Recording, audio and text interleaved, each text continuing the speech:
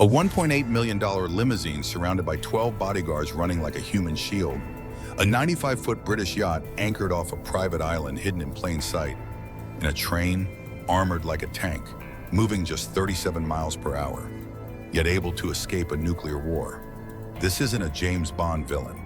It's Kim Jong-un, the man most people see as a tyrant, but who secretly lives like a trillionaire sheikh with nukes. No Instagram, no Forbes list, no paparazzi. But inside North Korea's invisible walls, he commands a fleet of jets, owns at least 14 luxury residences, and sails the seas in defiance of every global sanction. While his people queue for rice, he rotates mansions like Airbnbs. And his vacations, they're guarded by submarines. You think you know how dictators live?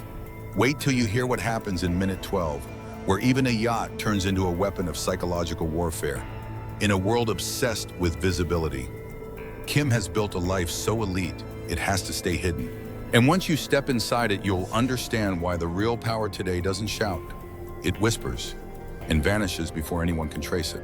In the middle of Pyongyang's silent streets, the scene looks like something out of an action thriller. A sleek black Mercedes Maybach S600 glides through with the grace of royalty, except this isn't a royal, it's a dictator.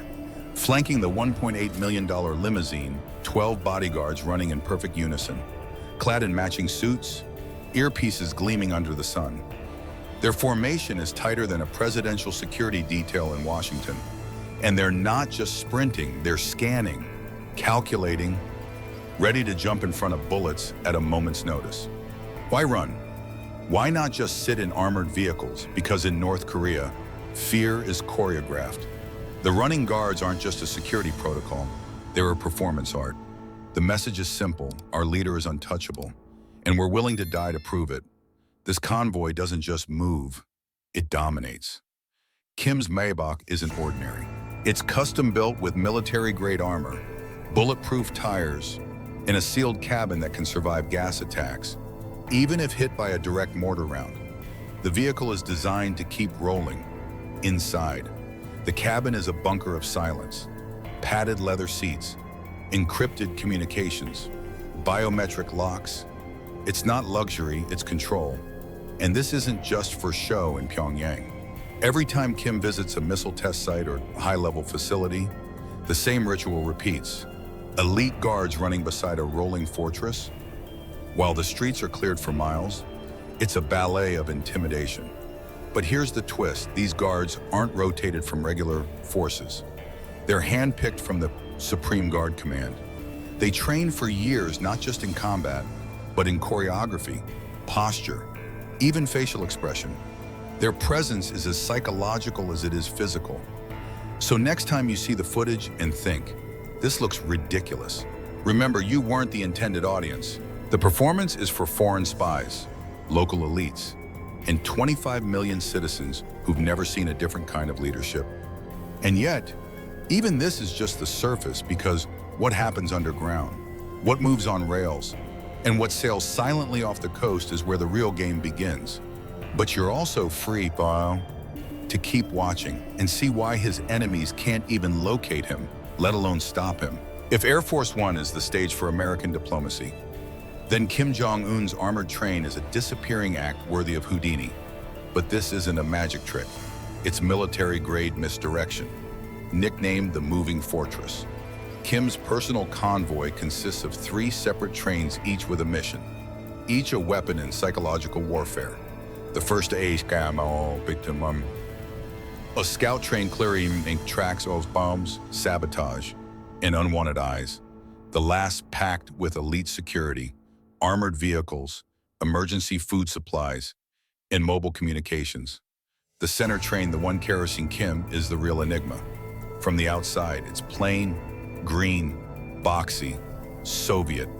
But inside, it's surreal rose-pink sofas, polished walnut interiors, high-speed encrypted satellites, and surveillance-resistant materials. This is not travel, it's command on rails. And while most leaders race through skies at 500 miles an hour, Kim's train crawls at 37. Every minute of that slowness is intentional, because slow equals safe. Heavy armor, Reinforced undercarriages, escape tunnels linked to remote bunkers along the road. What does it say when a dictator refuses to fly? It says he knows enemies are watching, planning, waiting. So he built a railway no missile can trace and no radar can track. But here's where it gets even darker. Every time Kim travels, the tracks are shut down across multiple provinces. Surveillance drones scan villages. Army snipers occupy rooftops. Even residents near the rail lines are ordered to stay indoors with curtains drawn. It's not just secrecy, it's siege. And this isn't paranoia, it's policy. Foreign intelligence once tracked Kim's entire trip to Vietnam in 2019 by following subtle clues in rail vibrations. After that, his strategy changed. Now, decoy trains are sometimes deployed mirror images that move in opposite directions. His true location, anyone's guess, because this train doesn't just carry a man, it carries a regime, a nuclear code, a legacy of fear on rails. And just when you think that's the most secure transport on Earth, wait until you hear how he uses the skies to confuse satellites, and how his yacht plays cat and mouse with international sanctions. But you're also free to question in a world of real-time GPS. How does one man move like a ghost while his people face rice rations and rolling blackouts? Kim Jong-un retreats to sea, not in exile, but in silent defiance. Anchored off the coast of Wonsan is a sleek 95-foot vessel, British-built, UN-banned, and yet unmistakably his. This is no ordinary yacht. It's a Princess Anne, worth over $7 million, fully equipped with teak decks, velvet lounges, satellite command links, and a hidden security crew. To the untrained eye, it's luxury. But to those who understand geopolitical theater, it's a statement. Because this yacht isn't about comfort, it's about optics. The first time the world even saw it, a leaked photo, Kim inspecting a fishery, the yacht blurred in the backdrop, deliberately framed by state media. Not front and center, just enough to be noticed. That's how Kim signals power indirectly, through shadows. Here's the twist. United Nations sanctions explicitly ban luxury imports to North Korea, including yachts. So how did a British-made vessel get there? The answer lies offshore through cutout companies, flagged ships, and diplomatic loopholes, traced through Panama registries and Singapore shell firms. The vessel likely reached Kim through a network designed to outpace global enforcement. Because in his world, sanctions aren't restrictions, they're challenges. But this yacht is more than a loophole. It's a tool used for clandestine meetings on his private island, a launch pad for surveillance, a sanctuary where he rewrites strategy away from the reach of foreign satellites.